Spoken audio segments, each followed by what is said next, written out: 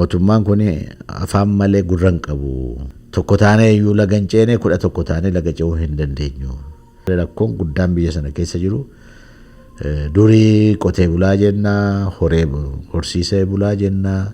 Amma immoo odeessaa bulaatu odeessee warra bulutu kanaaf kaffaltiin warra kaffalamutu bobba'ee siyaasa mootummaan siyaasa hunda keenyaa balleessaa jira jechuukooti.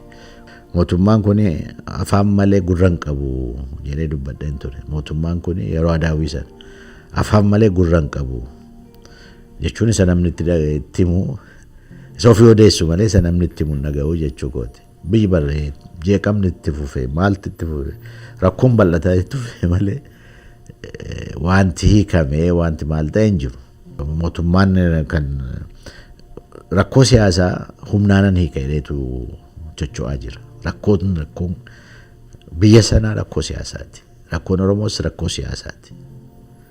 Isa hiikuudha hoo danda'an amma danda'anitti isa hiikuudha malee abbaa feete hoo hiitee bu'aa wanti bu'aa fidduu xiqqaadha jechuukooti.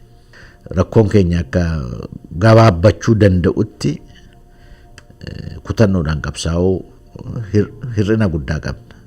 Carraan amma naannoo Guftar Sillaasee carraa guddaatu uumamee carraan sun nu harkaa bahee innaa dargiin kufu sana carraa guddaan uumamee ture innis akka ta'utti keessatti qooda fudhachuu hin dandeenye nu harkaa bahee innaa waggaa 3 fuuldura kana mootummaan jijjiiramaa dhaabbatu sana carraa guddaatu uumamee ture innis carraa sana akka ta'utti dhimma itti bahuu hin dandeenye. Ammas immoo carraan kun akka hin taanetti akka nu harkaa hin baane kutannoodhaan waan hojjechuu dandeenyu hojjechaa qabsoo saba keenya akka ta'utti ogumaacha goone malee nutti deddeebi'aa jechuudha. Garuu fuulduraattu kutannoon kana